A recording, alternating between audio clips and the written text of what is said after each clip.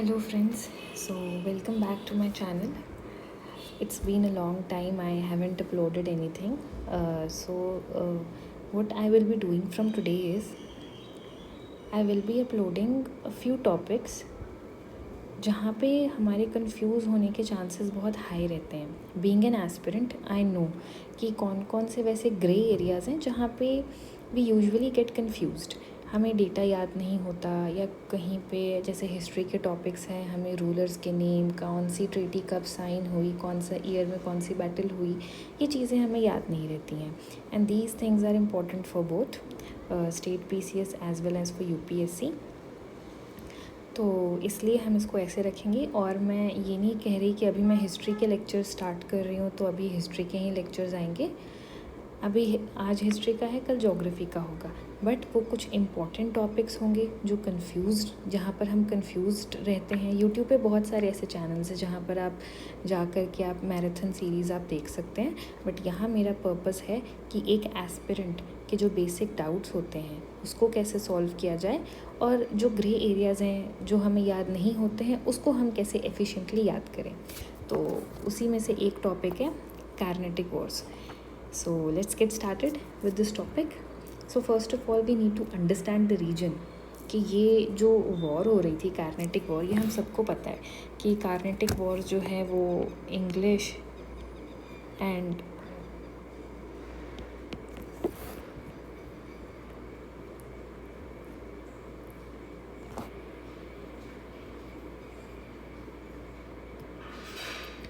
And French के बीच की war थी. तो सबसे पहले अगर हम रीजन देखें तो ये हमारा रीजन है नॉर्दर्न सरकार्स, ये है एरकट, ये है त्रावणकोर, यहाँ पर है हमारा हैदराबाद, यहाँ पर है मलाबार, ये है हमारा मैसूर. तो कई बार हमें कन्फ्यूजन हो जाता है कि नॉर्दर्न सरकार्स कहाँ पर है या फिर एरकट कहाँ पर है. तो ये आप देख सकते हैं कि नॉर्दर्न सरकार की लोकेशन यहाँ पड़ती है, एरकट की लोकेशन यहाँ है, त्रावणकोर हमारा नीचे है, मलाबार ऊपर है और मैसूर यहाँ पर है, और हैदराबाद यहाँ पर पड़ता है. ठीक है, तो ये एंग्लो फ्रेंच राइवलरी थी.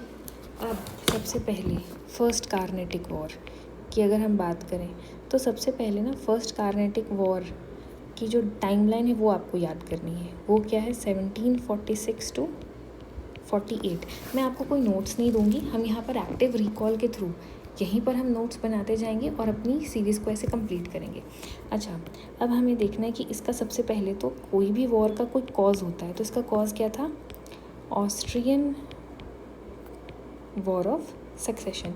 अच्छा, आपको ना एक चीज़ और याद रखनी है कि जो फर्स्ट कार्नेटिक वॉर था और जो थर्ड कार्नेटिक वॉर था, इसका जो रीज़न था ये इंडिया में इसका रीज़न के ओरिजिन इंडिया में नहीं मिलते हैं, ये आउटसाइड इंडिया था. तो फर्स्ट का Austrian war of succession and इसका 7 years वॉर. ओके, और जो सेकंड है वो इंडिया के इंटरनल कन्फ्लिक्ट्स के थ्रू ओरिजिन हुआ था. ये क्लैरिटी आप ज़रूर रखिएगा कि फर्स्ट का हम कई बार कंफ्यूज हो जाते हैं कि 7 years वॉर और ऑस्ट्रियन वॉर ऑफ सक्सेशन ये आसपास ही थे, तो ये मिलते जुलते होंगे, तो वी गेट कन्फ्यूज्ड कि 7 years वॉर यहाँ पर आएगा या 7 years वॉर यहाँ पर आएगा. तो Austrian war of succession first Carnatic war का रीज़न था एंड थर्ड कार्नेटिक वॉर का रीज़न क्या था, 7 years वॉर. ओके, तो रीज़न हमें पता चल गया फर्स्ट कार्नेटिक वॉर का, that it was Austrian war of succession.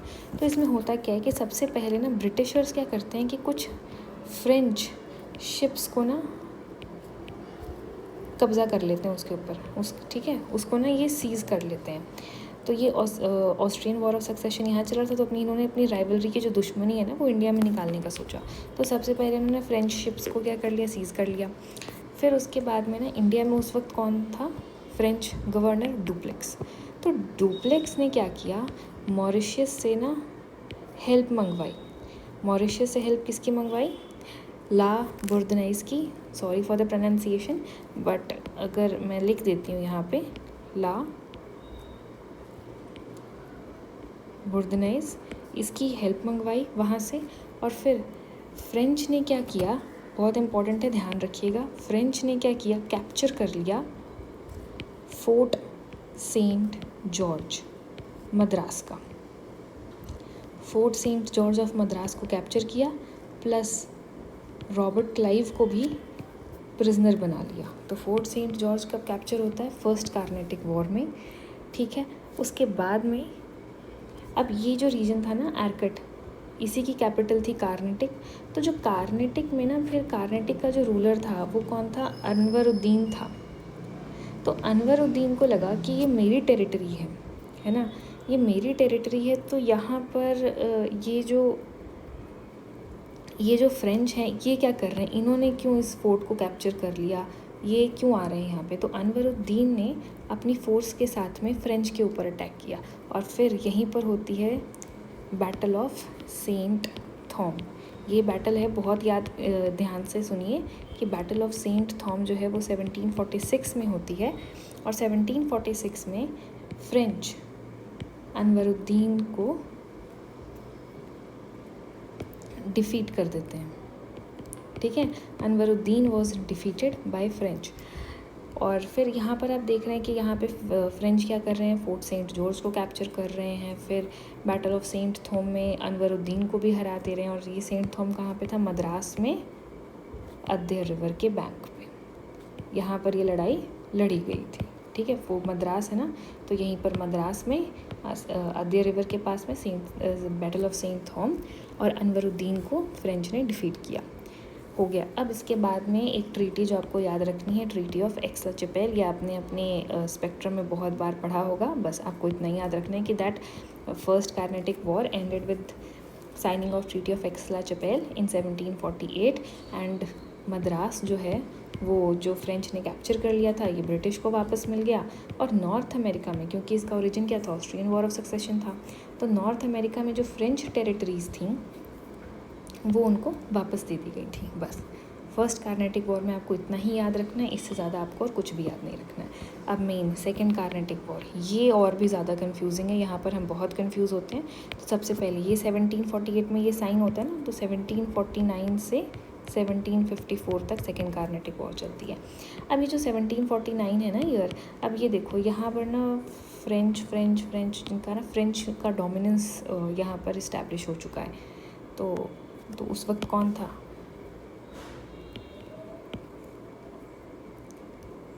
Duplex था। तो डुप्लेक्स को ऐसा और हमें पता है कि जो डुप्लेक्स है ना, वो डुप्लेक्स जो है वो इंडिया में अपना फ्रेंच डोमिनेंस इस्टेब्लिश करना चाहता था। तो फिर उसने सोचा कि इंडिया के ना इंटरनल कन्फ्लिक्ट्स में भी हमें थोड़ा सा इन्वॉल्वमेंट दिखानी चाहिए, और यहाँ पर हमें अपने पपेट रूलर्स भी इस्टेब्लिश करने चाहिए। तो डुप्लेक्स क्या करता है कि अब फिर यहाँ पर ना इंटरनल कॉन्फ्लिक्ट होता है। तो दो रीजन्स आपको याद रखने हैं, एक रीजन है आर्कट और एक रीजन है हैदराबाद। ये दो रीजन में की बात चल रही होती है यहाँ पे, ठीक है। अब इंग्लिश और यहाँ पर आ गए फ्रेंच। अब आप देखो कि इंग्लिश में ना यहाँ पर था रॉबर्ट क्लाइव और यहाँ पर था डुप्लेक्स, ठीक है। तो यहाँ का ना आपका एक न्यूमोनिक है रैन और यहाँ का है DCM। ये न्यूमोनिक आपको याद रखना है बस, इसके अलावा आपको और कुछ भी याद नहीं रखना कि कौन किसका चाचा था, कौन किसका भतीजा था। बस आप इतना याद रखो, English ran away and French DC बन गए M में, ठीक है, DCM। ओके, तो R से हो गया रॉबर्ट क्लाइव। अब आर्कट है ना, तो यहाँ पर है अनवरुद्दीन के बारे में हमने ऊपर भी देखा था, बैटल ऑफ सेंट थॉम। और यहाँ पर है हैदराबाद में नासिर जंग, ठीक है। अब फ्रेंच का यहाँ पर हो गया D, तो C से हम सबको पता है आर्कट में आ गया चंदा साहिब और यहाँ पर आ गया मुजफ्फर जंग। अब यहाँ पर भी क्या होता है कि ना कि फ्रेंच ही अपना डोमिनेंस यहाँ पर भी इस्टेब्लिश कर लेते हैं। अब क्या होता है कि यहाँ आर्कट में ना अनवरुद्दीन और ये चंदा साहिब के बारे में हम सबको पता है कि बैटल ऑफ आम्बूर हुई थी, एक बैटल ऑफ आम्बूर। तो बैटल ऑफ आम्बूर में क्या होता है कि फ्रेंच ना अनवरुद्दीन को मार देते हैं, ही वॉज किल्ड, एंड चंदा साहिब को नवाब बना दिया जाता है, ठीक है। तो ऐसे याद रखो, A से आर्कट, A से अनवरुद्दीन और A से आम्बूर, और ये हुई थी 1749 में ही, ठीक है। 1749 में ही हुई थी और चंदा साहिब नवाब बन जाता है। वैसे ही नासिर जंग भी मर जाता है और मुजफ्फर जंग नवाब बन जाता है। तो दोनों ही आरकट में भी और हैदराबाद में भी दोनों ही जगह पे फ्रेंच ने जिनको सपोर्ट किया वही जीत रहे हैं। चंदा साहिब जीत रहा है या मुजफ्फर जंग जीत रहा है, ठीक है। यहाँ नवाब बन गया ये और मुजफ्फर जंग। अब ये याद रखना कि ए से है ना, तो आरकट अनवरुद्दीन मारा गया आम्बूर में 1749, जिस साल सेकेंड कार्नेटिक वॉर स्टार्ट हुई थी। अब यहाँ पर आता है रॉबर्ट क्लाइव। रॉबर्ट क्लाइव ना हार मानने को तैयार नहीं है, ठीक है, मैं अभी भी कुछ ना कुछ करूँगा। तो रॉबर्ट क्लाइव आता है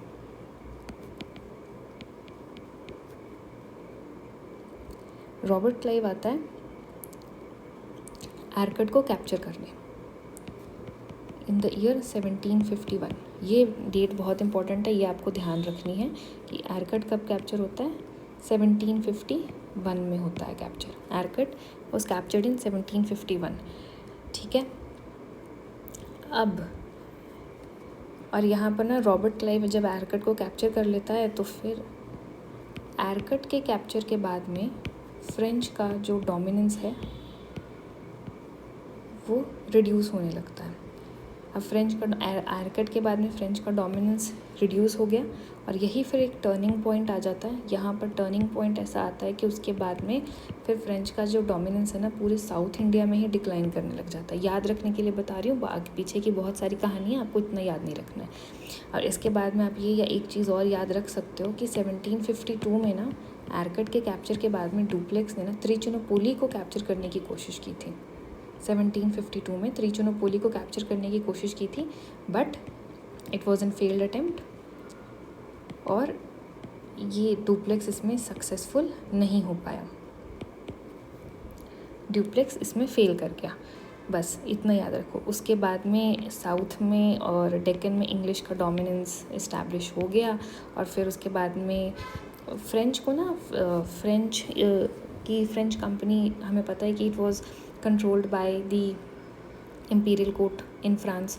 तो उसके बाद में ना डुप्लेक्स ने इन्फॉर्म नहीं किया था कि जो भी वो उसकी स्ट्रैटेजी थी इंडिया में, उसने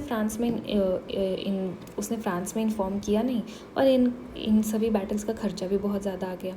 तो इसके बाद में जो इम्पीरियल कोर्ट था फ्रांस में वो डुप्लेक्स से बहुत नाराज़ था और डुप्लेक्स को वापस बुला लिया जाता है फ्रांस में और फिर डुप्लेक्स के जगह पे गुदेहू को भेज दिया जाता है और गुदेहू जो है वो ट्रीटी ऑफ पौंडीचेरी साइन करता है।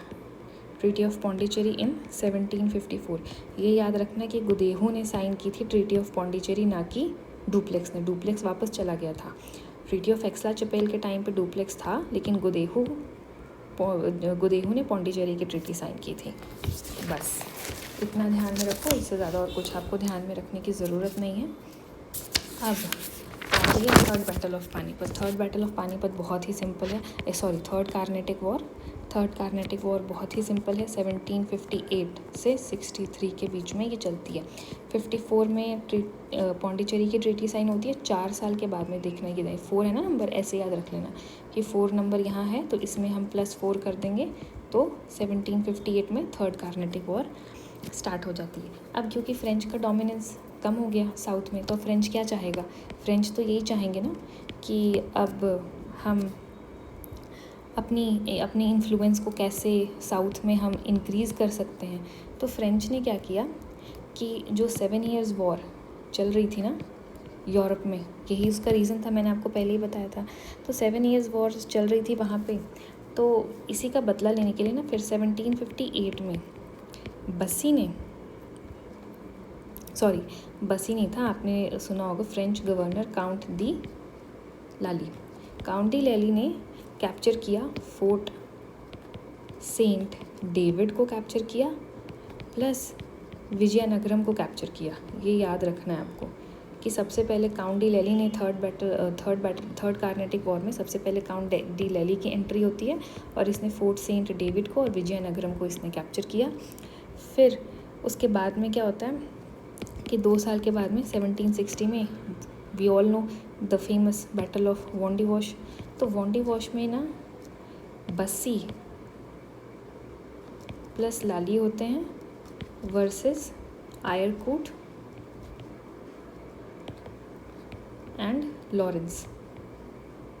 तो बसी और जो लैली है, बसी एंड लैली वर डिफीटेड, ये याद रखना, आयरकूट एंड लॉरेंस। अच्छा, मुझे हमेशा कन्फ्यूज़न होती है हेक्टर म्यूनरो में